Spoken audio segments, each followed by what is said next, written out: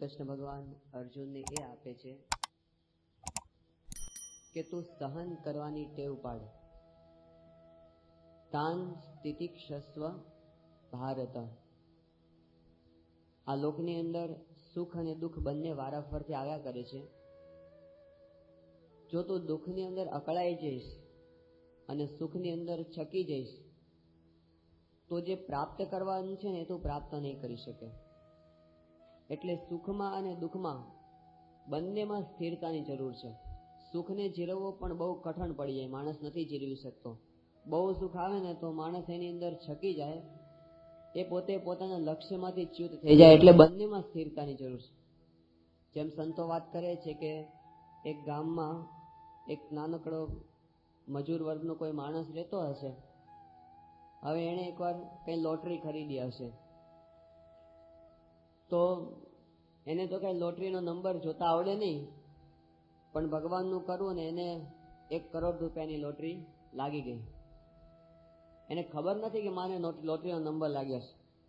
પેલો જે દુકાન વાળો હતો ને એને થયું કે જો હું આને કહીશ ને હમણાં તો આ માણસ ગાંડો થઈ જશે, કારણ કે કોઈ દિવસ એને એક સાથે 1000 રૂપિયા પણ જોયા નથી, અને એક સાથે 1 કરોડ રૂપિયાની વાત સાંભળશે ને એ સહન કરી શકશે નહીં.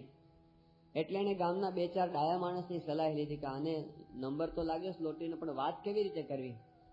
એટલે બધાએ કીધું આપણે છે ને એમને ડોક્ટર સાહેબ પાસે લઈ જઈએ. અને ડોક્ટર છે એ બહુ બુદ્ધિશાળી છે, ભણેલા ગણેલા, એટલે એમને બધી વાત સમજાવતા આવડશે. એટલે ડોક્ટર પાસે લઈ ગયા અને પેલાને ત્યાં આગળ લઈ જઈને કીધું તને ચાલ ડોક્ટર સાહેબ તને મળવા બોલાવે છે. પેલાને આશ્ચર્ય થયું, કોઈ દિવસ તેને મને ડોક્ટર બોલાવે છે. ગયો ત્યાં આગળ. ડોક્ટરે બીજી આડીઅવળી થોડી વાતો કરી અને પછી ધીમે ધીમે એને કીધું કે ધારો કે તને 1 કરોડ રૂપિયાની લોટરી લાગે તો? એ કે સાહેબ જાહો દો ને, મને કોઈ દિવસ લોટરી લાગે 1 કરોડ રૂપિયાની મારા ભાગ્યમાં જ નથી. પણ કે ધારો કે કદાચ એમ તું વિચાર કર મનમાં કે મને લોટરી 1 કરોડ રૂપિયાની લાગી જાય તો? એ કે સાહેબ જો મને 1 કરોડ રૂપિયાની લોટરી લાગે તો અડધા તમારા. તો ડોક્ટર ગાંડો થઈ ગયો કે આટલા બધા મેં કોઈ દાડો ભેગા ભાળ્યા નથી. તો એક સાથે બહુ સુખ મળે, બહુ આનંદ મળે ને, જીરવવો બહુ કઠણ પડી જાય. એમ બહુ દુઃખ આવી પડે એ પણ જીરવવું બહુ કઠણ પડી જાય. તો અહીં આગળ શ્રી કૃષ્ણ ભગવાન અર્જુનને એ કહે છે કે બંનેમાં આ લોકની અંદર આપણને કેટલાક શારીરિક દુઃખો આવતા હોય છે, કેટલાક માનસિક દુઃખો આવતા હોય છે. એ બંનેને સહન કરવાની જો ટેવ પાડીએ તો પછી આપણે જે દિશામાં પ્રગતિ કરવાની છે ને એ કરી શકીએ. પ્રમુખ સ્વામી મહારાજે પોતાના જીવન દ્વારા આપણને બતાવ્યું છે. મહાન પુરુષો પોતાના જીવનમાં સફળતા અને નિષ્ફળતા બંને એટલા માટે બતાવે છે કે આપણને ખબર પડે. એકવાર સ્વામીશ્રીને સંતોએ પ્રશ્ન પૂછ્યો કે સ્વામી તમારે આટલી બધી બીમારી કેમ આવે છે? એ વખતે સ્વામીશ્રીએ કીધું કે મોટા પુરુષ જે કાંઈ દુઃખ સહન કરતા હોય છે એટલા માટે કે ભક્તોની એવી ધીરજ રહે કે આપણા ગુરુએ પણ આટલા કષ્ટો સહન કર્યા છે તો આપણે થોડામાં મૂંઝાઈ જવું નહીં, આપણે અકળાઈ ન જવું, એટલા માટે દુઃખો સહન કરતા હોય છે. પ્રમુખ સ્વામી મહારાજ અટલાદરાની અંદર એકવાર બિરાજમાન હતા. હવે એ વખતે લંડનની અંદર જે આપણું મંદિર બનાવવાનું હતું એના માટે જમીન લીધેલી હતી. અત્યારે જે જમીન લીધી એની પહેલાની વાત છે. હેરોની અંદર જમીન ત્યાં આગળ ખરીદવામાં આવી હતી. હવે વિસ્તાર બહુ જ સારો હતો અને એ વિસ્તારમાં મંદિર થાય તો બહુ શોભે એવું પણ બધાને લાગતું હતું. એટલે એ વખતે આપણે મંદિરની શરૂઆત કરી, પણ ત્યાં આગળ તો આપણને ખબર છે ને પરદેશની ભૂમિ ઉપર આવા બધા કોઈ કાર્ય થતા હોય તો વિરોધ કરનારા ઘણા મળી રહે. તો સોસાયટીની અંદર જે માણસો રહેતા હતા આજુબાજુ એ બધાએ ફરિયાદ કરી કે અહીંયા આગળ જો મંદિર બનશે તો આ વિસ્તારમાં ટ્રાફિક બહુ વધી જશે અને ટ્રાફિક વધશે તો અમને બધાને રહેવામાં બહુ અગવડ પડશે. એટલે એમણે ત્યાં આગળ ફરિયાદ કરી, કેસ કર્યો અને એની સામે સંસ્થાનો કેસ ચાલુ થયો. ત્યાંની લોકો છે ને આવું જરાય સહન ન કરી શકે. આપણે કીધું ને તાન તિતિક્ષસ્વ ભારત, સહન ન કરી શકે જરા પણ. આપણું હમણાં નિસ્દનનું મંદિર થતું હતું એ વખતે પેલી ક્રેન હોય ને, ક્રેન, એ ક્રેનની ઉપર પેલી ટ્યુબલાઇટ આવે ઉપર, બરાબર? ક્રેન ઉપર જાય ને ત્યાં આગળ તો હવે એનો ટ્યુબલાઇટનો પ્રકાશ સામે કોઈ દૂર બિલ્ડિંગની બારીમાંથી અંદર જતો હશે. એને ફરિયાદ કરી તમારું રાતના કામ ચાલે છે ને એટલે તમારી ક્રેનની ઉપરની ટ્યુબલાઇટનો પ્રકાશ મારા ઘરની અંદર આવે છે, મને ડિસ્ટર્બ થાય છે. અને એને તો ફરિયાદ કરી અને ત્યાંની ગવર્મેન્ટ એવી અને આપણને બંધ કર્યો કે રાતના કામ બંધ કરો, લોકોને ડિસ્ટર્બન્સ થાય છે. હવે આપણે ત્યાં તો લોકો કે ભાઈ તારી બારી બંધ કર ને, અમારી ટ્યુબલાઇટ શું કામ બંધ કરાવે છે તું? પણ ત્યાં આગળ ચાલે નહીં, લોકો સહન ન કરી શકે. બહુ જ ડેલિકેટ લોકો હોય, જરાક ઘોંઘાટ થાય ને તો તરત ફરિયાદ કરી દે. તો ત્યાં આગળ આવી રીતે હેરોના લોકોએ ફરિયાદ કરી કે અહીંયા આગળ મંદિર થશે અને બહુ ટ્રાફિક વધી જશે અને અમને તકલીફ પડશે. એટલે કેસ ચાલુ થયો. અને એ વખતે સ્વામીશ્રીએ બધા હરિભક્તોને એ વખતે આજુબાજુના વિસ્તારમાંથી બધી સાઇન ઉઘરાવવા મોકલ્યા હતા બધાને. 1 લાખ જેટલી સિગ્નેચર ભેગી કરી હતી કે જે લોકો પોતે રાજી હોય કે આ મંદિર થાય તો અમે રાજી છીએ. અને કેસ ઘણો લાંબો ચાલેલો અને સારામાં સારો વકીલ 1 લાખ પાઉન્ડ આપીને એ વખતે સારામાં સારો વકીલ રોકવામાં આવ્યો હતો. અને સ્વામીશ્રી આશીર્વાદ આપ્યા હતા કે જીતી જવાશે, વાંધો નહીં આવે. અને એ બાજુ બરાબર કેસ ચાલ્યો અને આ બાજુ બધાને આશા હતી કે બાપાના આશીર્વાદ છે, આટલી મહેનત કરી છે, આટલો સારો વકીલ કર્યો છે એટલે જીતી જ જવાના છીએ. પણ સ્વામીશ્રી અટલાદરાની અંદર હતા અને રાત્રે પોતે પેલું પત્ર લેખન ને બધું પૂરું કરતા હતા, આરામમાં જવાની તૈયારી કરતા હતા. અને એ વખતે લંડન થી ફોન આવ્યો કે આપણે હેરો જમીનનો કેસ સંપૂર્ણપણે હારી ચૂક્યા છીએ અને હવે એ જમીન મળે એવી કોઈ શક્યતા નથી. અને આ વાત સ્વામીશ્રીએ સાંભળી. સ્વામી એક જ વાક્ય બોલ્યા, જેવી ભગવાનની ઈચ્છા. આટલું બોલીને સ્વામીશ્રીને આરામમાં સમય થયો હતો અને સીધા જ સ્વામી જઈને સુઈ ગયા. 5 મિનિટમાં તો સ્વામી પોતે નસકોરા બોલાવવા માંડ્યા. વિવેક સાગર સ્વામી ત્યાં હાજર હતા. એમણે કીધું કે આ સમાચાર મેં સાંભળ્યા ને મને આખી રાત ઊંઘ ના આવી. સવાર સુધી મેં પડખા ઘસ્યા કે આપણે કેટલી મહેનત કરી હતી અને સ્વામીશ્રી કેટલા આશીર્વાદ આપ્યા હતા. અને હરિભક્તોને એવું ન થાય કે બાપાએ આશીર્વાદ આપ્યા તોય કામ ન થયું, એવું બધાને થાય ને. તો એમને કીધું બધાને કેવું લાગશે, એવા વિચારમાં સવાર સુધી કે મને ઊંઘ આવી નહીં. બીજે દિવસે સવારે સ્વામીને પૂછ્યું, સ્વામી તમને? સ્વામી કે મને તો ઊંઘ આવી ગઈ. કે કેવી રીતે આવી? સ્વામી કે આપણે જો આપણી રીતે મહેનત કરી અને પછી બધું ભગવાનની ઉપર છોડી દીધું, ભગવાનની જેમ ઈચ્છા હોય એમ પછી થાય. તો નિષ્ફળતાને પણ સહન કરવાની તૈયારી એ આપણી અંદર આવે ને, એટલા મોટા પુરુષ પોતાના જીવન દ્વારા આપણને સમજાવે છે. બાકી એ પોતાના ઐશ્વર્યનો ઉપયોગ કરી અને સફળતા જ પોતાના જીવનમાં પ્રાપ્ત કરે તો થઈ શકે, પણ એવું નથી કરતા. કોઈક જગ્યાએ ઐશ્વર્યને પણ દબાવે છે. બાકી આપણે એક હરિભક્ત હતા અબુધાબીના, એનું નામ હતું લલિતભાઈ ભટ્ટ. હવે સ્વામીશ્રી 1996 ની અંદર ફાર ઇસ્ટમાં બધે વિચરણ કરતા હતા, ઓસ્ટ્રેલિયા, ન્યુઝીલેન્ડ એ બાજુ. એ વખતે એમને સ્વામીશ્રીને ફોન કરેલો કે સ્વામી અહીં મારે વિઝા મારા પૂરા થઈ ગયા છે અને વિઝા એક્સટેન્ડ કરાવવા માટે હું ધક્કા ખાઈને થક્યો, પણ હવે મારા વિઝા એક્સટેન્ડ થતા નથી અને જો વિઝા એક્સટેન્ડ નહીં થાય તો મારે અહીંનો આટલો સરસ બધું મારો વ્યવસાય એ બધું છોડીને દેશમાં પાછા આવવું પડશે. સ્વામીશ્રી એ વખતે એમને આશીર્વાદ આપ્યા કે તમે ચિંતા ન કરતા, મહારાજને પ્રાર્થના કરી છે, આશીર્વાદ છે, હવે તમે જશો એટલે વિઝા મળી જશે. એટલે બાપાના આશીર્વાદ લઈ અને લલિતભાઈ સીધા જ ગયા એમ્બેસીની અંદર અને ત્યાં જઈને એમણે વાત કરી કે આવી રીતે મારું ફોર્મ છે ને મારે વિઝા એક્સટેન્ડ કરવાના છે. અને એ વખતે લલિતભાઈને દર્શન થયા કે એ વખતે પ્રમુખ સ્વામી મહારાજને ત્યાં દર્શન થયા અને સ્વામીશ્રીએ પેલો જે કાઉન્ટર પર જે ઓફિસર બેઠો હોય ને એનો હાથ પકડ્યો અને હાથ પકડીને સહી કરાવી દીધી અને ફોર્મ આને આપી દીધું. હવે એટલે સુધી કે વિઝા એક્સટેન્ડ કરવાનું ફોર્મમાં સાઇન કરે ને એના 150 દિનાર આપવાના હોય ને, પેલો માણસ આપી દીધું, 150 દિનારે ન લીધા ને કે જતા રહો તમે, થઈ ગયું તમારું કામ, અને લઈને આવી ગયા. એમને સ્વામીને ફેક્સ કર્યો કે સ્વામી પેલા એ તો મારી ફીના 150 દિનાર પણ ન લીધા અને તમે એવો પરચો બતાવ્યો, હાથ પકડીને સહી કરી દીધી. તો એ વખતે આપણને પરચો બતાવ્યો સ્વામી. તો સ્વામીશ્રી ધારે તો પેલી હેરો જમીનના કેસની અંદર ન્યાયાધીશનો હાથ પકડી અને આમ સહી કરાવી દીધી હોત તો એ કરાવી શકે ને. સામર્થ્ય તો સત્પુરુષમાં છે જ, પણ એ શું કામ આવો બધા પરચા બહુ નથી બતાવતા? કારણ કે પોતે સંઘર્ષ સહન કરે છે અને આપણને પણ શીખવાડે છે કે તમે પણ સંઘર્ષ સહન કરજો. જયારે ગરડા મંદિરનું કામ ચાલતું હતું અને શ્રીજી મહારાજના વખતની અંદર, હવે એ વખતે દાદા ખાચરના મનમાં ચિંતા થઈ કે આટલું મોટું મંદિર આપણે આમ આદર્યું છે પણ મને તો આ મંદિર પૂરું થાય એવું લાગતું નથી. કારણ શું હતું કે પૈસાની સખત ખેંચ એ વખતે અને મંદિરના મજૂરોને આપવા માટેના પૈસાની. મહારાજના વખતમાં પણ આવું હતું, કોઈ પણ મંદિર થયા છે ને આપણા સંઘર્ષ વગર પૂરા થયા નથી. તો એ વખતે દાદા ખાચરને મનમાં બહુ ચિંતા રહ્યા કરે. મહારાજની પાસે ગયા, એમણે કીધું મહારાજ પૈસાની આટલી બધી ખેંચ છે, કડિયાને આપવા માટેના પૈસા નથી અને પ્રતિષ્ઠાની તારીખ નજીક આવતી જાય છે, શું કરશું? મહારાજ કહે કે તમે ચિંતા ના કરતા, બધું જ થઈ જશે. પણ રાતના સમયે દાદા ખાચરને શ્રીજી મહારાજે દર્શન કરાવ્યા કે એમના દરબારની અંદર આખું સોનાનું મંદિર તૈયાર થઈ ગયેલું, કળશ સહિત આખું સોનાનું મંદિર તૈયાર. અને દાદા ખાચર તો ખુશ થઈ ગયા, મહારાજ પાસે ગયા, મહારાજ આ સોનાનું મંદિર? મહારાજ કે હા. કે મહારાજ આમને આમ રહેવા દો, હવે આને તમે ખસેડતાની આમ જ રહેવું છે. મહારાજ કે એમને એમ નહીં રહે, અને એમને એમ રાખવાનું પણ નથી. આ તો તમે પથરા ઉચકશો, હું પથરા ઉપચીશ, અને મુક્તાનંદ સ્વામી, બ્રહ્માનંદ સ્વામી, નિત્યાનંદ સ્વામી બધા પથરા ઉચકશે ને ત્યારે મંદિર થવાનું છે. મહારાજે પોતે ભીડો વેઠ્યો, પોતે જાતે પથરા ઉંચક્યા, હરિભક્તો પાસે પણ મંદિરની સેવા કરાવી. તો પુરુષાર્થ એમને કરાવ્યો છે, સંઘર્ષ એમને કરાવ્યો છે. આપણે સારંગપુર મંદિરની બધી કથા સાંભળીએ કે શાસ્ત્રીજી માટે સારંગપુર મંદિરનું કામ શરૂ કર્યું એ વખતે કેટલી બધી તકલીફ. એ વખતે સંતોને ખાવા પીવાના પણ ફાંફા હતા.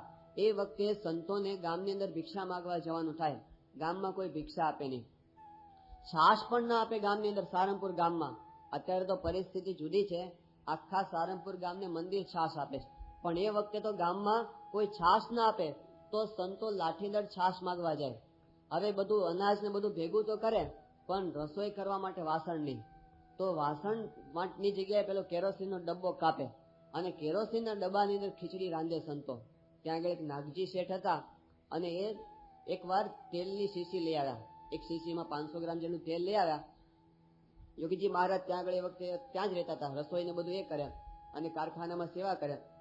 તો યોગીજી મહારાજને આપી ગયેલો, સ્વામી આ રસોઈની અંદર આ તેલ તમે વાપરજો. અને પછી પોતે ગયા, અને 15 દિવસ પછી પાછા આવ્યા, અને યોગીજી મહારાજે કીધું સ્વામી પેલું તેલ બીજું લઈ આવું. યોગીજી મહારાજ કે પેલું એમને એમ પડ્યું, એટલું ને એટલું જ છે, કઈ વપરાયું કે સ્વામી તમે તેલ કેમ નથી વાપરતા? યોગીજી મહારાજ કે વઘાર કરવો છે એનો, કઈ વઘાર કરવા જેવી વસ્તુ હોય તો તેલ વપરાય ને.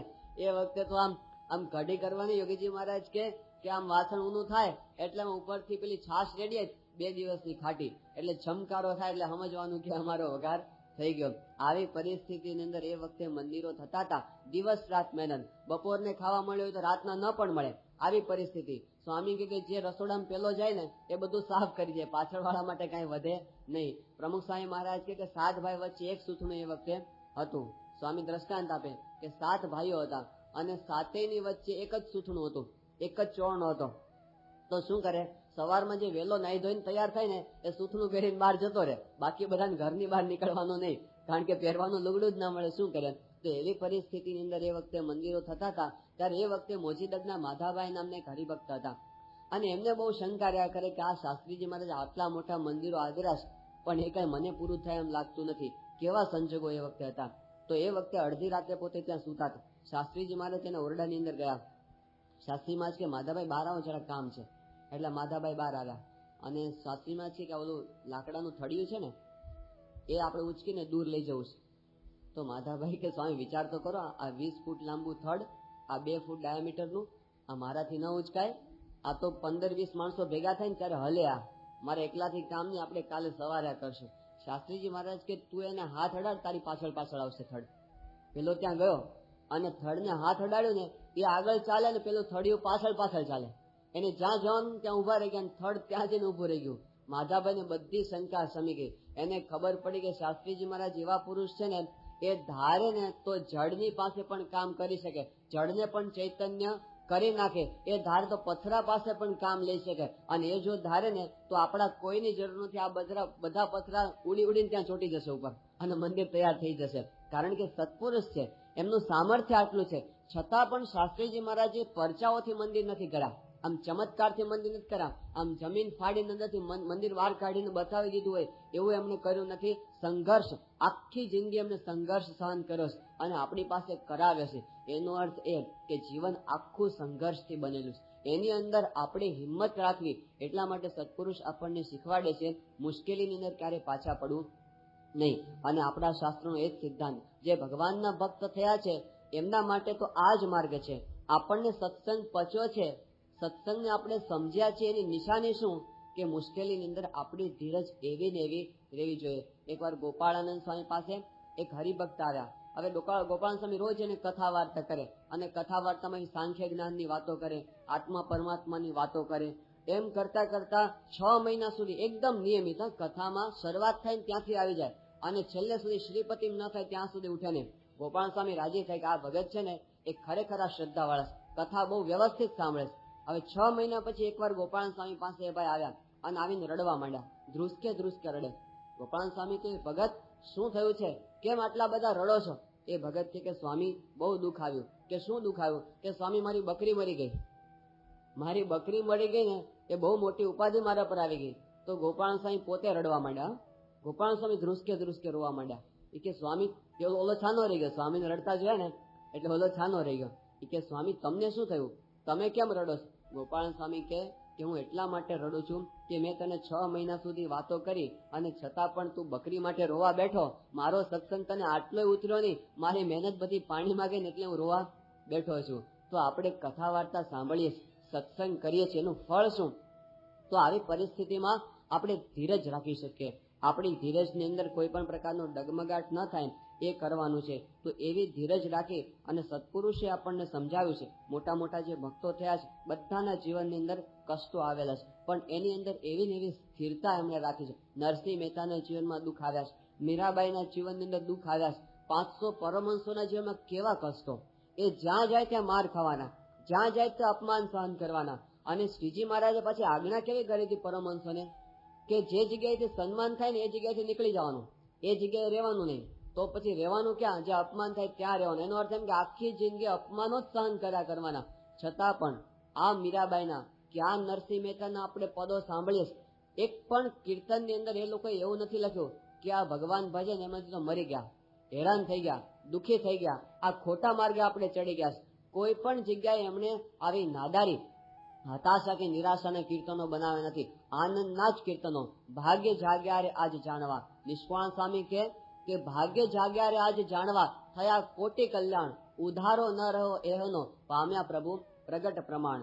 ધન્ય ધન્ય અવસર આજનો, જેમાં મળ્યા મહારાજ, નિષ્કુળાનંદ ડંકો જીતનો વાગી ગયો છે આજ. જીતનો ડંકો, જયારે બધેથી માર ખાવાના હતા ને એ વખતે પણ એમને જીતના ડંકા સંભળાતા હતા. કારણ શું હતું કે આપણને ભગવાન ભળી ગયા છે ને એનો એમને આનંદ હતો. પછી લૌકિક કષ્ટો તો આવે અને જાય, એની અંદર કોઈ પણ પ્રકારની હાણ વૃદ્ધિની અંદર એ લોકો મૂંઝાતા નહીં, નિરાશ ન થતા. જે એમને પોતાના કીર્તનની અંદર આપણને સમજાવ્યું છે કે હરિજન થઈને હાણ વરદ સુખ દુઃખ મન માનવ ધારીએ, ટાળ્યા ન ટળે ઘટ સાથે ઘડિયા હિંમત નવ હારીએ. જુઓ પાંડવ પ્રભુને અતિ પ્યારા, જુઓ પાંડવ પ્રભુને અતિ પ્યારા, જેથી પળ એક નાથ ન રહે ન્યારા, જેથી પળ એક નાથ ન રહે ન્યારા. તેવન ભટક્યા લઈ સંગદારા, હરિજન થઈને હાણ વરદ સુખ દુઃખ મન માનવ ધારીએ. ગમે એટલી હાણ થાય, ગમે એટલી વૃદ્ધિ થાય, એની અંદર પણ ભગવાનના ભક્ત થયા છીએ તો હવે આપણે હિંમત હારવી નથી. કબીર સાહેબ કહે છે કે સુખ દુઃખ ઇસ સંસાર મેં સબ કાહુ કો હોય. આ જગતમાં સુખ અને દુઃખ તો બધાને મળે છે, પણ ફેર ક્યાં પડે છે? એમને કીધું કે સુખ દુઃખ ઇસ સંસાર મેં સબ કાહુ કો હોય, પણ એમને લખ્યું કે જ્ઞાની કાટે હસ કરકે મૂર્ખ કાટે રોય. જ્ઞાની પુરુષ છે ને એ હસતા હસતા સુખ દુઃખને સહન કરે, અને મૂર્ખ માણસ છે એ રડતા રડતા દુઃખને સહન કરે. બાકી દુઃખ તો બંનેના જીવનની અંદર આવે છે. તો બંનેની અંદર આવી સ્થિરતા રાખવી એ ભગવાનના ભક્તની ફરજ છે. કારણ કે આપણે ભક્ત થયા છે. એવા ભક્તો અનાદિકાળથી હતા, એવા ભક્તો શ્રીજી મહારાજના વખતની અંદર પણ હતા, એવા ભક્તો આજે પણ સત્સંગની અંદર છે. ગમે એટલી મુશ્કેલી આવે એના મુખની રેખા ક્યારે બદલાતી નથી. હમણાં ભૂકંપ થયો અને એ વખતે ઉનાની અંદર આપણે એક હરિભક્ત રહે છે પુરુષોત્તમભાઈ વાઢેર, આપણા સત્સંગની અંદર નિર્દેશક પોતે છે અને પોતે બહુ જ સમજણવાળા નિષ્ઠાવાન ભક્તરાજ.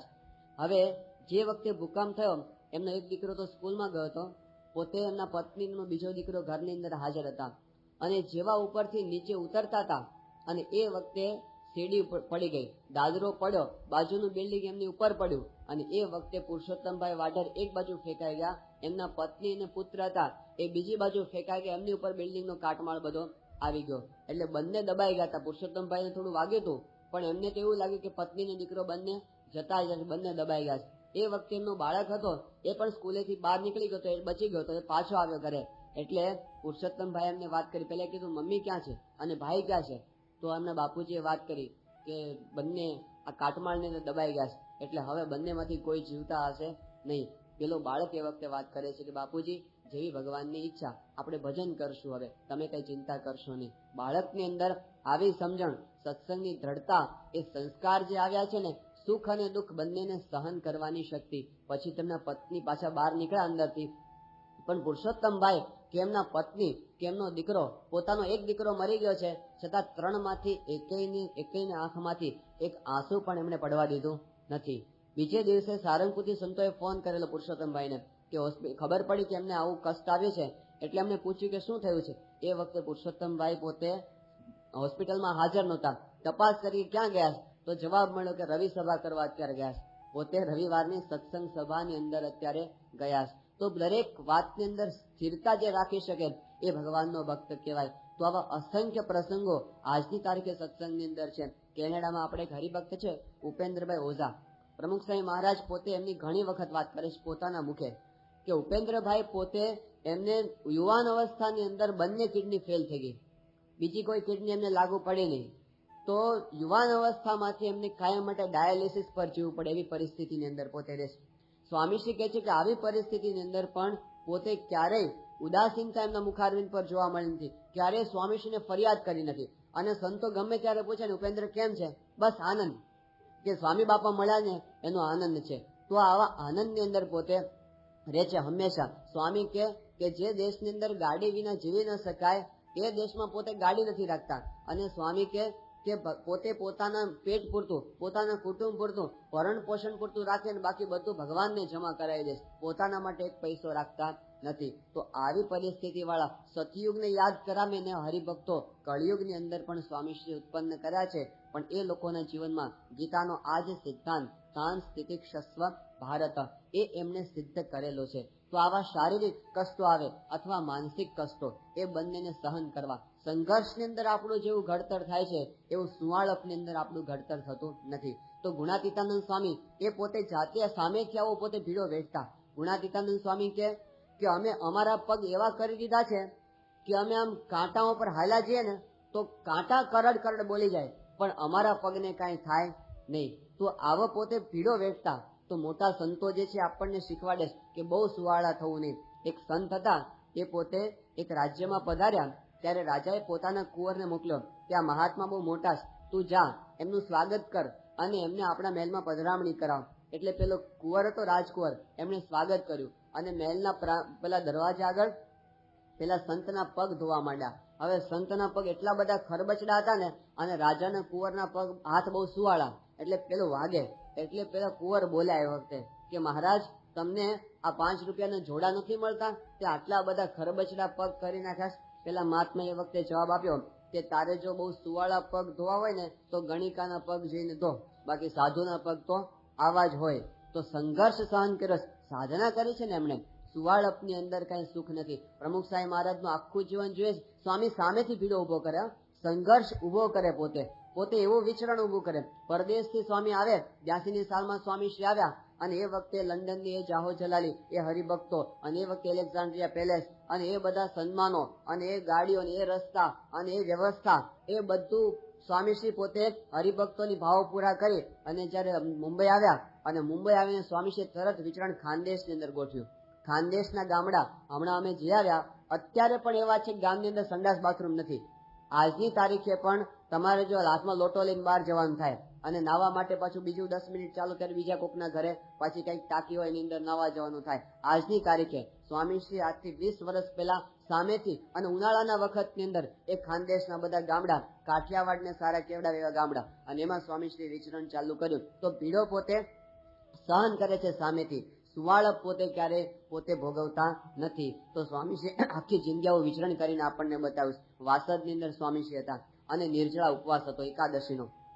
સવારના પોરમાં જે પૂજા પૂરી થઈ ને એવા સ્વામીશ્રી તરત પધરામણી નીકળી ગયા, કારણ કે ઉપવાસ હતો, કાંઈ પાણી બાણી પણ પીવાનું નહોતું. અને પધરામણીઓ ચાલુ થઈ તે બપોરના 2-2:30 વાગ્યા સુધી ચાલી. 121 પધરામણીઓ થઈ અને થાકી અને સ્વામી પોતે ઉતારે આવ્યા અને ઉતારે આવતા જ સ્વામી ઢીલા પડી ગયા હતા. તો કોકને અચાનક સ્વામીજીના હાથને કોક અડી ગયું અને એ વખતે ખબર પડી કે સ્વામીજીના શરીરે તો તાવ છે.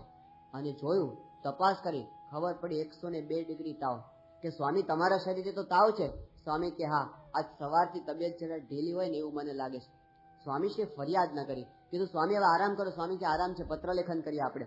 અને સ્વામીશ્રીએ એ વખતે પત્ર લેખન ચાલુ કર્યું. ઉપવાસ તો તોડ્યો જ નથી અને પત્ર વાંચન પૂરું કર્યું. અને સાંજે 5 વાગે સ્વામીશ્રીને બીજા ગામ જવાનું હતું, તો વિચરણ યથાવત ચાલુ.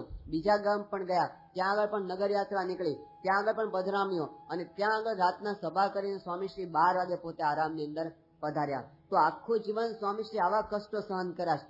તાવ હોય, નિર્જળા ઉપવાસ હોય, છતાં પણ સ્વામીશ્રીએ એવો વિચાર નથી કર્યો કે હવે તો મને બહુ થઈ ગયું. અત્યારે તો કેવી પરિસ્થિતિ, સ્વામી કે આમ સારંગપુરમાં રહેતા હોઈએ અને ખાંભડા તાવ આવે ને તો અહીંથી પોતે આમ ગોદડું ઓઢી લે કે ખાંભડા તાવ આવી ગયો. આપણે બેઠા હોઈએ અને હજી ગામને પાદર તાવ હોય અને આપણે કંઈક તાવ આવે એવું મને લાગે છે એમ કરીને ગોદડું ઓઢીને સુઈ જઈએ, પણ ઢીલા ન પડવું. સ્વામીશ્રી કે સંઘર્ષ સહન કરવા ખમતીધર થવું, શારીરિક રીતે અને માનસિક રીતે બંને, એમાં આપણું ઘડતર છે. તો સ્વામીશ્રી પોતે આવી રીતે પીડો બેઠો, ચીર પ્રવાસી, ફરતા જ રહ્યા છે, ફરતા જ રહ્યા છે. કોઈ એક જગ્યાએ એક સરખા ઘર નહીં, એક સરખા પાણી નહીં, એક સરખા માણસો નહીં, બધે જ એ ધુળિયા ગામની અંદર સ્વામીશ્રી પધારે અને જે ગામમાં જાય ત્યાં નગર યાત્રા રાખે.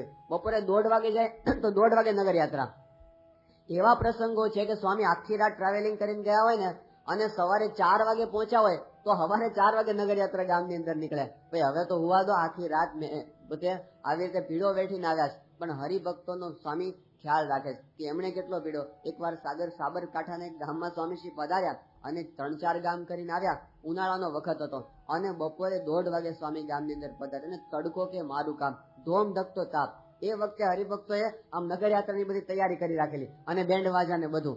તો એ વખતે ડોક્ટર સ્વામી સાથે હતા. તો હરિભક્તોની આવી તૈયારી જોઈને ડોક્ટર સ્વામી કે હવે આ બધી વાત તમે જવા દો, નગર યાત્રા જ છે, અત્યારે સ્વામી બાપા થાકીને આવ્યા છે, આટલો તાપ છે, તમે સ્વામીશ્રીને પેલા ઉતારે લઈ જાઓ અને હવે જરા ફ્રેશ થાય, જમવા માટેની વ્યવસ્થા કરો. 1:30 વાગ્યો છે અત્યારે. તો સ્વામીશ્રી આ બધું સાંભળતા હતા.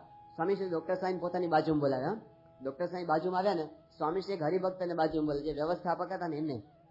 સ્વામીએ શું કર્યું, ડોક્ટર સ્વામીનો હાથ લઈ અને પેલા હરિભક્તને માથે મૂકી દીધો અને માથે હાથ મૂક્યો ને એટલું બધું માથું તપી ગયું ને ડોક્ટર સ્વામી હાથ ખેંચી લીધો. આમ સ્વામી કે બસ જોયું તમે, એ લોકો 1.5 કલાકથી ઉભા છે તાપની અંદર અને આવો તાપ સહન કરે તો આપણે 1/2 કલાક સહન નહીં કરીએ? ચાલો આપણે પણ જઈએ. તો હરિભક્તોને એ વખતે વિચાર કે આ બિચારા આટલો ટાઈમથી સહન કરે તો આપણે પણ સહન કરીએ. તાન સ્થિતિક્ષસ્વ ભારત, મુશ્કેલીને સહન કરવામાં ક્યારેય પાછા પડવું નહીં, સંઘર્ષને સહન કરવો. એકવાર સ્વામીશ્રી પોતે ખડોદી ગામની અંદર પધાર્યા. પ્રતિષ્ઠાનો દિવસ હતો. હવે મૂર્તિ પ્રતિષ્ઠા બધી એ વખતે ધુળિયા ગામની અંદર જે સભા થાય અને સભા પછી વ્યક્તિગત દર્શન ચાલે એટલે સેજે 12:30 વાગી જાય. અને ત્યાર પછી બધા સંતોની એવી ઈચ્છા હતી કે સ્વામી બાપા મંદિરમાં શિખરબદ્ધ મંદિર નજીકનું બોચાસન થાય તો ત્યાં આવીને સ્વામી જમે, પણ સ્વામી કે આપણે ત્યાં જ રાખો. અને એ જ ગામની અંદર હરિભક્તના ભાવ પૂરા કરવા માટે એક હરિભક્તના ઘરે ભોજન ગોઠવેલું. પણ એ વખતે ઘર એવો હતો ને, પેલો અંદરથી ગળાઈને તાપ આવે, ખોરડામાંથી આરપાર તાપ નીકળી જાય એવું ટ્રાન્સપેરન્ટ એમનું એ વખતનું ખોરડું હતું. અને ગરમી એટલી બધી, ઉનાળાનો વખત, અને ચારે બાજુ બધી ગીરદી એટલી બધી, તો કોઈ રીતે કઈ સુખ ના આવે. અને એમાં સ્વામીશ્રી જમવા બેઠા.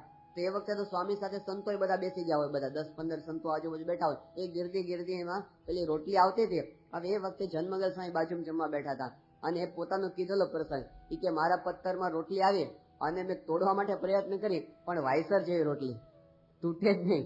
આ ગામડાની અંદર તો આવાય ભોજન હોય ને, એ કે તૂટે જ નહીં કોઈ વાતે રોટલી. એટલે મને શું કે આવી જ કઈ રોટલી હોતી હશે. પણ પછી મને શું થયું, એ કે મને એમ કે આપણે આવી પણ સ્વામી બાપાને તો સારી રોટલી હશે, બાપાના પથ્થરમાં તો સારી કોક બનાવી અને સારી મોકલતું હશે. એ વખતે એમને સંકલ્પ કર્યો ને, સ્વામીએ પોતાના પથ્થરમાંથી રોટલી ફેંકી એમના પથ્થરમાં. એ કે અમારે તમારા જેવું જ છે, તમારે અમારે બધું હરખું જ છે. તો અંતર્યામીપણે સ્વામી વખતે સંકલ્પ પકડી પણ એમણે કહી શું દીધું કે પીડો સહન કરવો. તો આવા પ્રસંગો આપણા જીવનમાં જયારે આવે ને, કોક દાડો આવી રોટલી ખાવાની પણ આવે, પણ એ વખતે આપણે અકળાઈ જઈએ, થાળી પછાડી તો શું થાય, ઝઘડા થાય. અને એ તો એક વખતમાં પતી જાય, પણ પછી કાયમ માટેના આપણા ઝઘડા છે ચાલુ રહે. જેમ સંતો પેલા લવિયા દરજીની વાત કરે છે કે લવિયાએ પોતે ત્યાં કામ કરતો હતો, સીવાતો, અને સીવતા એ વખતે બધા યજમાનો, પેલા ખેડૂત હોય ને, ખેડૂત વર્ગ એને પોતાના ખેતરમાં જે થયું હોય ને એ આવા બધાને આપે. તો જે ખેડૂતને ઘરે પોતે કામ કરતા હતા ને એને ખેતરમાં રીંગણા બહુ સારા થયા હતા. તો ઘરે લાવ્યા અને એકદમ કુણા સરસ મજાના રીંગણ, શિયાળાનો સમય એટલે એમને કીધું કે આ રીંગણ છે એ લવિયાને આપ્યા કે આ તારા માટે ઘરે તું લઈ જજે. અને રીંગણ જોયા અને લવિયાને એકદમ સ્વાદ જાગ્યો કે આટલા સરસ રીંગણ. એમને કીધું કે ઉભા રહું 5 મિનિટમાં આવો. એટલે પોતે સીધો રીંગણ લઈને એ જ વખતે ઘરે ગયો અને ઘરે જઈને એમના પત્નીને કીધું કે જો આ રીંગણ સરસ મજાના છે, આખા ભરી અને આજે ભરેલા રીંગણનું શાક કરવાનું છે તારે. એમ કરીને પછી પોતે પાછા સંચા ઉપર આવી ગયા અને આવીને કામ શરૂ કર્યું. પણ મન હતું ને એ ત્યાં કે રીંગણ અત્યારે તો હવે તો બરાબર કપાયા હશે અને હવે તો એની અંદર હવે જ ભરાતો હશે અને હવે ચડતા હશે અને હવે બરાબર વઘાર થયો હશે. અહીં બેઠા બેઠા ચમકારા સંભળાય ને. અને પછી આમ માંડ રોજ તો 12 વાગે કામ પૂરું કરો, આજ 11:15 પતાવી દીધો. એ કે હું જાઉં હવે. એટલે બધું પતાવી અને સીધો જ ઘરે ગયો અને કે કેમ શું થયું, રીંગણ થઈ ગયા તૈયાર? એટલે એની પત્નીએ કીધું કે આજે છે ને મેં અડદની દાળ બનાવી દીધી હતી, એટલે મને થયું કે રીંગણાનું શાક આપણે આજે શું બનાવવું, કાલે બનાવશું. અને પેલાને જે દાજ ચડી એમણે કીધું કે આના કરતા તો તું હાંગા પટેલના કુવામાં પડીને મરી ગયો તો સારું હતું, આવી તને મને મળી એના કરતા. અને પેલી પત્નીને બરાબર ખોટું લાગી ગયું. એટલે આ બાજુ આ સહન ન કરી શક્યા, લવ્યો સહન ન કરી શક્યો, એની પત્ની શબ્દો ન સહન કરી શકી. તાન તિતિક્ષસ્વ ભારત, તિતિક્ષાની બેઠો. હવે એક દિવસ જો જાળવી ગયો હોત ને તો એક દિવસની અંદર એને કઈ બહુ વાંધો ના આવી જાત. પણ તાન તિતિક્ષસ્વ ભારત, સહન કરી શક્યો નહીં. તો મુશ્કેલી આવે, નાના દુઃખની અંદર જો આપણે મોટું સ્વરૂપ આપી દઈએ તો સહન કરવાનું આપણે જ આવે. એ સહન કરવું ઓછું તો થતું જ નથી, એ તો ઉલટાનું વધતું જાય. એટલે ગીતા કહે છે કે જે કઈ પરિસ્થિતિ આવે હિંમત રાખજો, સ્થિરતા રાખજો. તો ઘરની અંદર, પરિવારની અંદર એકબીજા જો સહન કરતા શીખી જાય, કેટલા સંબંધો સુધરી જાય. જાપાનની અંદર એક પરિવાર છે અને એના 100 કરતા વધારે સભ્યો છે, 100 કરતા વધારે, અને છતાં પણ બધા સંપીને રહે, સંયુક્ત પરિવાર છે. તો એના ઉપર આખો લેખ આવેલો. અને પછી એમને ઇન્ટરવ્યુ લીધેલો અને એ ઘરના જે વડીલ હતા ને એમને પ્રશ્ન પૂછ્યો કે તમે આવી રીતે તમે જીવન જીવો છો અને તમારા મનની અંદર, તમારા પરિવારની અંદર કોઈ એકબીજાના મન નોખા નથી પડતા, તો તમારી જે સંપ છે ને એનું રહસ્ય શું છે એ તમે અમને કહો. એટલે પેલા કીધું કાગળ લાવો અને પેન લાવો. એટલે કાગળ આપ્યા અને પેન આપ્યું અને પેલા કાગળ ભરીને બધું લખી દીધું. એટલે આમણે પૂછ્યું કે આટલું બધું શું લખ્યું છે? અને કાગળ જયારે જોયો એ માણસે આખા કાગળની અંદર 100 કરતા વધારે વખત સહનશક્તિ, સહનશક્તિ, સહનશક્તિ, સહનશક્તિ, સહનશક્તિ લખી દીધું. બસ આજ તમે સહન કરતા શીખશો ને તો કુટુંબમાં સંપ રહેશે. આ જ એનો સિદ્ધાંત છે. તો અહીં આગળ તાન તિતિક્ષસ્વ ભારત આપણને ગીતાએ એ સમજાવ્યું કે સહન કરતા શીખવું. એની અંદર આપણી પોતાની પ્રગતિ છે, એની અંદર પરિવારની પ્રગતિ, દેશની પ્રગતિ, સમાજની પ્રગતિ છે. એ વાત કરી અને પછી શ્રી કૃષ્ણ ભગવાન હવે બહુ અદભુત ઉપદેશ આપવા માટે જાય છે. હવે પછીનો જે ઉપદેશ છે એ ગીતાની અંદર વારંવાર પુનરાવર્તિત થવાનું છે, કારણ કે આ ઉપદેશના ઉપર આખી ગીતા ઉભેલી છે. શ્રી કૃષ્ણ ભગવાન અર્જુનને જે કહેવા માંગે છે આત્મા અને પરમાત્માનું જ્ઞાન, દુઃખ માત્રને ટાળી નાખે અને આપણા અંતઃકરણના દોષ માત્રને ટાળી નાખે એવું અદભુત જ્ઞાન શ્રી કૃષ્ણ ભગવાન આપવાની શરૂઆત કરે છે. એમને વાત કરી કે હે અર્જુન, તું આવી રીતે દુઃખ સહન કરજે. અને પછી કહે છે કે હકીકતમાં તો શું છે કે ના સતો વિદ્યતે ભાવો, ના ભાવો વિદ્યતે સતઃ, ઉભયોરપી દૃષ્ટોંતસ ત્વનયોસ્તત્વદર્શિભિઃ, અવિનાશી તુ તદ્વિદ્ધિ યેન સર્વમિદં તતં, વિનાશમ અવ્યયસ્યાસ્ય ન કશ્ચિત કર્તુમર્હતિ, અંતવંત ઇમે દેહા નિત્યસ્યોક્તા શરીરિણઃ, અનાશીનો પ્રમેયસ્ય તસ્માદ્યુધ્યસ્વ ભારત, યમ એનમ વેત્તિ હંતારમ યશ્ચૈનમ મન્યતે હતમ, ઉભૌ તૌ ન વિજાનીતો નાયમ હંતિ ન હન્યતે. શ્રી કૃષ્ણ ભગવાન કહે છે કે ના સતો વિદ્યતે ભાવો, ના ભાવો વિદ્યતે સતઃ. જે અસત છે એનો ક્યારેય ભાવ નથી, જે અસત છે એનું ક્યારે અસ્તિત્વ નથી, અને જે સત છે એનો ક્યારે અભાવ થવાનો નથી.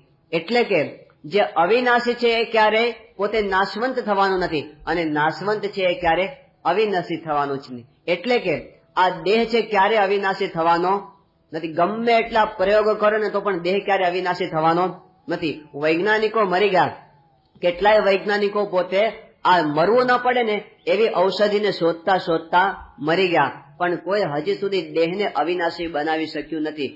એટલે દેહ તો નાશવંત છે જ, અને જે અવિનાશી છે એ ક્યારે નાશવંત થતું નથી. કે આત્મા છે એને ક્યારેય કોઈ મારી શકતું નથી. પછી વાત કરે છે કે અવિનાશી તું તદ્વિદ્ધિ યેન સર્વમ ઇદમ તતમ. આ આખું શરીર છે એમાં આત્મા વ્યાપક છે.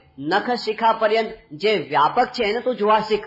એ આત્મા છે અને એનો ક્યારેય નાશ થતો નથી. અંતવંત ઇમે દેહા નિત્યસ્યોક્તા શરીરિનઃ અનાશિનઃ અપ્રમેયસ્ય તસ્માદ યુધ્યસ્વ ભારત.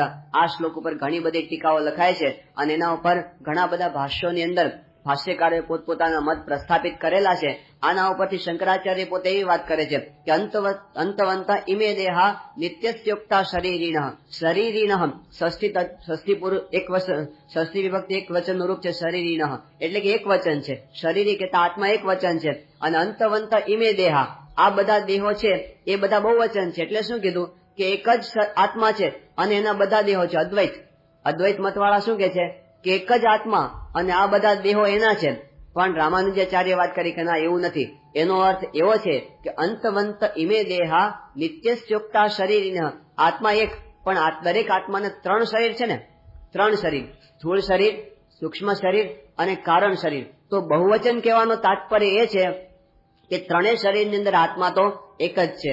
અથવા તો એમ સમજીએ કે અત્યાર સુધીમાં આપણે હજારો ને લાખો દેહ બદલી નાખ્યા છે, એ બધા શરીરોની અંદર આત્મા તો એક જ છે. તો અંતવાળા આ બધા શરીરો છે અને આત્મા છે એ અનિત્ય છે. અને પછી કહે છે કે યમ એનમ વ્યક્તિ હંતારમ, પોતે અજ્ઞાની છે અને આત્માને કોઈ મરનારો માને એ પણ અજ્ઞાની છે. અને પછી એક શ્લોક જે બહુ જ પ્રસિદ્ધ થયો છે સમગ્ર વિશ્વની અંદર, એ છે કે ન જાયતે મ્રિયતે વા કદાચિત નાયમ ભૂત્વા ભવિતા વા ન ભૂયઃ અજો નિત્યઃ શાશ્વતોયમ પુરાણો ન હન્યતે હન્યમાને શરીરે. હન્યમાને શરીરે, આત્મા ન હન્યતે, શરીર હણાય છે, આત્મા ક્યારે હણાતો નથી. આત્મા તો અનાદિ છે અને આત્મા અનંત છે. એ અનાદિ ને અનંત આત્માનો કોઈ આદિ પણ નથી, અંત પણ નથી. એ છે અને છે જ. તો પછી આપણને આ શરીર બદલાતા દેખાય છે એનું કારણ શું? તો શ્રી કૃષ્ણ ભગવાન કહે છે કે વાસાંસી જીર્ણાની યથા વિહાય નવાની ગૃહણાતિ નરોપરાણી તથા શરીરાણી વિહાય જીર્ણાની અન્યાની સંયાતિ નવાની દેહી. જેમ જૂના વસ્ત્રોનો ત્યાગ કરીએ અને નવા વસ્ત્ર આપણે પહેરીએ, એવી રીતે જૂના દેહનો આત્મા ત્યાગ કરે છે, નવા વસ્ત્રને ગ્રહણ કરે છે. એમાં કઈ આપણો આત્મા બદલાઈ જતો નથી. તો આપણે ઘણા બધા વસ્ત્રો બદલીને અત્યારે આગળ આવ્યા છે. આપણું આ શરીર એ કઈ પહેલું શરીર નથી. અને આપણે આ શરીરને પોતાનું સ્વરૂપ માની લઈએ એ તો કેવું છે? તો શ્રીજી મહારાજે વચનામૃતની અંદર બતાવ્યું કે જેમ કોઈ માણસ દરજી પાસે જાય અને દરજીને કહે કે તમે મને કપડાં સીવી આપો, અને કપડાં સીવ્યા પછી પોતે પહેરે, અને શ્રીજી મહારાજ કહે છે કે કોઈ માણસ દરજીના સીવેલા કપડાં પહેરીને એમ બોલે કે દરજી એ મારો બાપ છે અને દર્જણ એ મારી માં છે, તો મહારાજ કે એ મૂર્ખ કહેવાય. કારણ કે કપડાં સીવી આપ્યા એમ આપણને આ દેહરૂપી શરીર છે ને, દેહરૂપી ડગલો, એ આપણને માતા પિતા થકી પ્રાપ્ત થયો છે. પણ હકીકતમાં આપણું સ્વરૂપ એ આ દેહ નથી. એટલા માટે શ્રીજી મહારાજે કીધું કે આપણે છે ને જ્યારથી જન્મ્યા ત્યાં સુધી આપણને કાનમાં શબ્દો કેવા પાડવામાં આવ્યા છે કે આ તારો દેહ છે, આ તારું સ્વરૂપ છે, અને આ તારી માં ને આ તારો બાપ, અને આ તારો ભાઈ, અને આ તારી બેન, અને આ તારો કાકો, અને આ તારી માસી, અને આ તારી વાડી, અને આ તારો ઘોડું, અને આ તારી ભેંસ, અને આ તારી મિલકત. મહારાજ કે જ્યારથી આપણે જન્મ્યા ને ત્યારથી આપણને આવા જ શબ્દો કાનની અંદર પડેલા છે. પણ મહારાજ કે સંત મળે, અને સંત મળે પછી તો એને જ્ઞાન આપે કે આ દેહ એ તારું સ્વરૂપ નથી, આ દેહના સગા સંબંધી એ તારા સગા સંબંધી નથી, તો અવિનાશી છે, નિત્ય છે, અને તારું સ્વરૂપ છે એ તો સાક્ષાત બ્રહ્મ છે, એમ તું માન. આવી ખુમારી, આવું જ્ઞાન એ આપણને સત્પુરુષ આપે છે. યોગીજી મહારાજ દ્રષ્ટાંત આપતા કે એકવાર એક ભરવાડ હતો અને એ પોતે પોતાના ઘેટા ચરાવવા માટે જંગલમાં ગયો હતો. હવે ઘેટા ચરાવીને સાંજના સમય પાછો આવતો હતો, અને એ વખતે રસ્તામાં એમણે એક જગ્યાએ જોયું કે એક સિંહણ એને પોતે એક બચ્ચાને જન્મ આપ્યો, અને જન્મ આપતા વેત એની માં મરી ગઈ. હવે પેલું બચ્ચું તાજું જ જન્મેલું હતું સિંહનું, અને એમને કોઈ એની રખવાળી કરનાર હતું નહીં. એટલે પેલા ભરવાડને દયા આવી કે આપણે આ બચ્ચાને આપણી સાથે લઈ જઈએ. એટલે સિંહના બચ્ચાને પોતાની સાથે પોતાના નેસમાં લઈ ગયો, અને જેમ પોતે ઘેટાનો ઉછેર કરતો હતો ને એવી રીતે પેલા સિંહના બચ્ચાનો પણ એની સાથે ઉછેર કરવા માંડ્યો. પેલું સિંહનું બચ્ચું જ્યારથી સમજનું થયું ત્યારથી એને પોતાની આજુબાજુ ઘેટા જ જોયા હતા. એટલે એને એમ જ હતું કે હું પણ આ ટોળામાંનું એક ઘેટું છું, એને ખબર જ નહીં હું કોણ છું.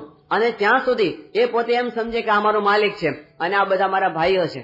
અને અધૂરામાં પૂરું પેલા ભરવાડે એ બચ્ચાનું નામ લીંડીઓ પાડ્યું. અને લીંડીઓ ખરેખર લીંડિયા જેવો એવો જ ફોસી હતો. પેલા ઘેટાઓ સાથે રમતા હોય ને, પેલા ચન્નુ સાથે ને મનુ સાથે ને, એ બધા આવીને એક ધોલ મારી જાય પેલાને લીંડિયાને, અને લીંડીઓ પોતે બેસી રહે અને પોતે કે આ ચન્નુ મનુ સામે આપણું કામ નહીં, તો બહુ બળિયા છે. આવી પરિસ્થિતિમાં એ લીંડીઓ મોટો થવા માંડ્યો. એમ કરતા કરતા એક વખત એવો પ્રસંગ બન્યો કે પેલો ભરવાડ હતો એ બધા ઘેટાઓને ત્યાં જંગલમાં લઈ ગયો હતો ચરાવવા માટે. એ વખતે બધાની સાથે લીંડીઓ પણ ભેગો ગયો હતો. હવે ત્યાં આગળ બધી સાંજના પાછા વળવાનો સમય થયો. એ વખતે અચાનક જંગલનો જે સાચો સિંહ હતો એ આવ્યો, કે જે મુક્ત હતો સિંહ, સ્વતંત્ર સિંહ હતો, બંધનથી મુક્ત, એ ત્યાં આગળ આવ્યો. અને એમણે ગર્જના કરી. સિંહ આવ્યો ખબર પડી એટલે બધા ઘેટા ભાગ્યા, અને પેલો ભરવાડે ભાગ્યો, અને ઓલો લીંડિયો ભાગ્યો. અને લીંડિયાને ભાગતા જોયે ને પેલા સિંહને થયું કે આ ઘેટા ભાગે તો બરાબર છે, પણ ઓલો સિંહ ક્યાં ભાગે છે, આ કેસ પેલો હાથમાં લેવા જોશ. એટલે જઈ અને સીધી પેલા લીંડિયાની બોચી પકડી, અને લીંડિયો તો ધ્રુજવા માંડ્યો. એને કીધું ભાઈ સાહેબ મને જવા દો, તમારી ગાય છું, મને મૂકી દો, મને મારશો નહીં. એ વખતે પેલા સિંહે કીધું કે તું ધ્રુજે છે પણ તને ખબર છે કે તું કોણ છે? લીંડિયો કે હા મને ખબર છે, હું લીંડિયો છું, હું એક ઘેટું છું, આ બધા મારા ભાઈઓ છે, અને ઓલા જાય છે ને ભરવાડ એ મારો માલિક છે. સિંહ કે નથી, તું ઘેટું, તું લીંડિયો નથી, તું તો સિંહ છે, જંગલનો રાજા છે સિંહ. એ વખતે પેલા કીધું ભાઈ સાહેબ શું કામ મારી મશ્કરી કરો, જાઓ દો ને, હું તો ઘેટું જ છું અને નાનપણથી આની ભેગો જ હું મોટો થયો. એ વખતે સિંહે કીધું તું મારી સાથે ચાલ. એનું પકડી બોચી પકડીને ત્યાં લઈ ગયા પેલા તળાવ આગળ, અને તળાવના પાણીમાં એનું મોઢું દેખાડ્યું કે જો તારું મોઢું જો, આની અંદર તારું મોઢું જો ને મારું મોઢું જો, તારા દાંત જો અને મારા જો, તારી કેશવાળી જો અને મારી કેશવાળી જો, તારા નખ જો અને મારા નખ જો, તું ને હું બંને સરખા જ છીએ, તું સિંહ છે, માટે હવે ગર્જના કર. અને પછી લીંડિયાએ જિંદગીમાં પહેલી વખત ગર્જના કરવા પ્રયત્ન કર્યો. પહેલી વખત તો લાળી થઈ ગઈ, આમ ગર્જના કરતા બરાબર આવડી નહીં, પણ બીજી વખત જ્યાં ગર્જના કરે ને આખું જંગલ ગાજી ઉઠ્યું. અને લીંડિયાને ખબર પડી કે ઓહો હું તો સિંહ છું, અને હવે ઓલા છનું મનુ મને લાફો મારી જતા હતા, હવે તાકાત છે કોઈની મારી બાજુમાં આવે, હું કોણ છું? સિંહ છું. એને જ્ઞાન એ વખતે થઈ ગયું. યોગીજી મારે દ્રષ્ટાંત આપીને કહેતા કે આપણે પણ આવું થયું છે. આપણે છીએ સિંહ અને ઘેટાના ટોળામાં ભળી ગયા છીએ. આપણે આ દેહની અંદર ભળી ગયા, ઇન્દ્રિયો અંતઃકરણની અંદર ભળી ગયા, અને આપણને એવું જ લાગે છે કે આ જ મારું સ્વરૂપ છે. આ 5 ફૂટ 4 ઇંચનું જે શરીર દેખાય ને એ મારું શરીર છે, હું આ જ છું, આ જ મારા મા બાપ, આ જ મારો જન્મ અને આ જ મારું સ્વરૂપ. આ આપણું અજ્ઞાન. સત્પુરુષ આપણને મળે એ આપણું અજ્ઞાન ટાળે છે કે તું આ નથી, તું ને હું બંને સરખા છીએ, આપણે બ્રહ્મ છીએ, તું એવી ખુમારી રાખ કે હું બ્રહ્મ છું.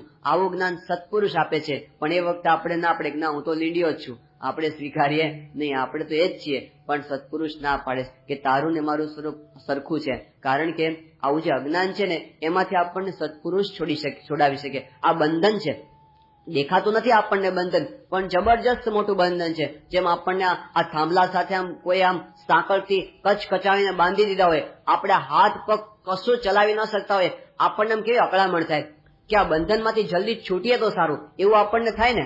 પણ એવું દેહરૂપી બંધન એવું જ છે, આપણને ખબર નથી પડતી આ બંધન છે. કેટલું મોટું બંધન કહેવાય. જેમ પેલો લીંડિયો હતો, એને જો જ્ઞાન ન થયું હોત કે હું સિંહ છું એવું જ્ઞાન ન થાત, તો આખી જિંદગી એ પોતે સિંહ હોવા છતાં ઘેટાની જેમ જિંદગી પસાર કરવી પડત. તો આ બંધન નથી? એક સિંહને ઘેટાની જેમ આખી જિંદગી જીવવું પડે, એ કેટલું મોટું બંધન. તો આ કયું બંધન છે? અજ્ઞાનનું બંધન. લીંડિયાને એવું બંધન હતું, આપણે આવું બંધન છે. જેમ સ્વામીએ દ્રષ્ટાંત આપ્યું કે એકવાર એક ઘોડો હતો. હવે રાતમાં પોતે આમ ઊંઘી ગયો ઉભા, અને ઊંઘમાં ઘોડાને સપનું આવ્યું, અને સપનાની અંદર ઘોડાનો પગ ભાંગી ગયો. પછી તો સવાર પડી, ઊંઘ ઉડી ગઈ, સપનું પૂરું થઈ ગયું, પણ ઓલું યાદ રહી ગયું ઘોડાને કે મારો પગ ભાંગેલો છે. તે ઘોડો છે ને નીચે પગ ના મૂકે, પગ માંડે નહીં. એટલે એના માલિકને એવું થયું કે મારા ઘોડાને કંઈક વાગ્યું હશે. એટલે એને પેલા વૈદોને ભેગા કર્યા બધાને. પેલો વૈદો આવ્યો અને એને જોયું તો એમને કીધું કે આને તો કઈ પ્રોબ્લેમ નથી, બધું બરાબર છે. બીજા વૈદને બતાવ્યું, ત્રીજાને બતાવ્યું, બધા કે આના પગમાં કોઈ પ્રોબ્લેમ નથી, ખબર નથી પડતી કેમ એને પગે શું થયું છે, કેમ ઊંચો રાખે. એમ એક હોશિયાર વૈદ આવ્યો અને એને બધું તપાસ કરી એમને કીધું કે આની દવા એ જુદી છે. એમને કીધું કે આ ઘોડો છે ને એનું સપનામાં પગ ભાંગી ગયો છે અને સપનામાં પગ ભાંગી ગયા પછી જાગૃત થયા પછી એને ભ્રાંતિ મટી નથી એટલે પગ નીચે માંડતો નથી. ત્યારે એને માલિકે કીધું પણ હવે એની દવા શું કરવી, સપનામાં કે થોડી દવા કરવા જવાય. એટલે એમને કીધું કે હવે છે ને એક કામ કરો કે 200 ઘોડા ભેગા કરો અને 200 ઘોડા ભેગા કરી તોપોના અને બંદૂકોના ભડાકા કરવા માંડો. તે 200 ઘોડા ભેગા કર્યા અને પછી તોપ ને બંદૂકના ભડાકા કર્યા એટલે બધા ઘોડા ભડકીને દોડવા માંડ્યા. અને એ બધાને પેલો ઘોડો જોતો હતો ને એના ભેગો એ દોડવા માંડ્યો, ભૂલાઈ ગયો કે મારો પગ ભાંગી ગયો અને દોડવા માંડ્યો. અને દોડવા માંડ્યો ત્યારે ખબર પડી કે ઓહો મારો પગ તો સાજો છે, મારો પગ તો તૂટેલો હતો જ નહીં, હું અમથો પગ અધર તોડીને બેઠો હતો. તો આ અજ્ઞાન. જો ઘોડાને ખબર ન પડી હોત કે મારો પગ સાજો છે તો પગ સાજો હોવા છતાં આખી જિંદગી લંગડા થઈને ચાલવું પડે. આ બંધન કોણ? અજ્ઞાનનું બંધન કહેવાય. આ બંધન એના પગને કોઈ બાંધ્યો નહોતો, પગમાં કઈ વાગ્યું પણ નહોતું, પણ અજ્ઞાનનું બંધન. તો અજ્ઞાનનું બંધન એવું છે ને આપણને દેહમાંથી બહાર નીકળવા દેતું નથી. રાત દિવસ આપણને દેહના જ વિચારો આવે, દેહના સુખ દુઃખને આપણે પોતાના સુખ દુઃખ માનીએ, દેહના માન અપમાનને આપણે પોતાના માન અપમાન માનીએ અને એમાંથી આપણે બહાર નીકળી શકતા નથી. પણ આ કોચલું તોડી અને જે બહાર નીકળી જાય એના વખાણ થાય છે. એ સાચા આત્મજ્ઞાની પુરુષ કહેવાય છે. એને નિરંતર એવું જ્ઞાન દે કે હું બ્રહ્મ છું. શ્રીજી મહારાજે આ તત્વજ્ઞાનનું ખૂબ જ પ્રતિપાદન કર્યું છે. આપણે જે અક્ષર પુરુષોત્તમ સિદ્ધાંત કહીએ છીએ તો અક્ષર પુરુષોત્તમ સંપ્રદાયનું પહેલું પગથિયું આ છે આપણા તત્વજ્ઞાનનું કે આપણે દેહ નથી, દેહથી મારું સ્વરૂપ એ નોખું છે.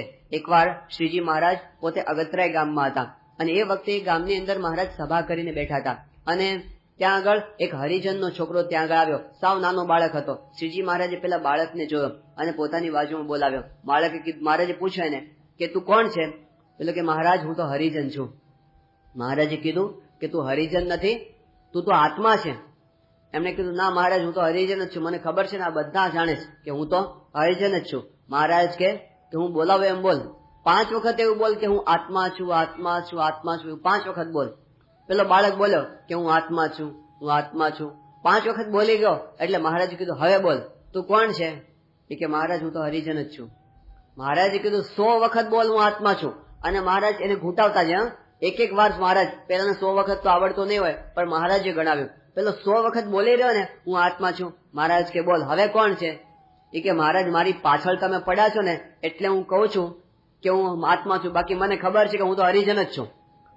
મહારાજ કે જીવ દેહની અંદર આવી રીતે જડાઈ ગયો.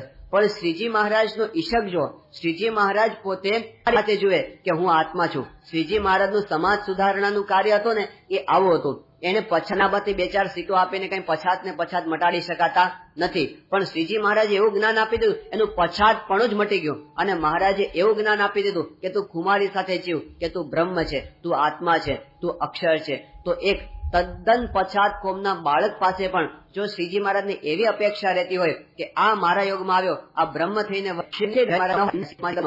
એક્ટિંગ કરું છું, આ કરું છું ને એક્ટિંગ છે, બાકી આ સિકંદર કહેવાઉં છું અને અત્યારે મારો આદેશ બધા ઝીલે જ, પણ આવતીકાલે સવારે પેલી શાકની થેલી લઈ અને મારે જ બજારમાં શાક લેવા જવાનું છે. એને ખબર જ છે, પોતે જાણે છે કે હું કોણ છું. એવી રીતે મહારાજ કે આપણે કોકના ભાઈ તરીકે, કોકના દીકરા તરીકે, કોકના બાપ તરીકે એ બધું આપણે રોલ કરવાનો છે.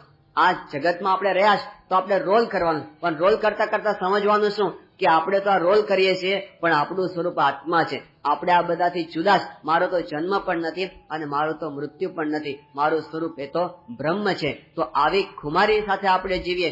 ગીતાના ઉપદેશનો પહેલો અને પાયાનો સિદ્ધાંત આ છે. એ આપણને શ્રી કૃષ્ણ ભગવાન સમજાવે છે અને અર્જુનને એ જ જ્ઞાન આપે છે. તો એવું જ્ઞાન સિદ્ધ કરીએ આત્મા પરમાત્માનું જ્ઞાન, ત્યારે પછી શ્રી કૃષ્ણ ભગવાન કહે છે કે એને કોઈ પણ પ્રકારનો હર્ષ પણ નથી રહેતો, કોઈ પણ પ્રકારનો શોક પણ નથી રહેતો.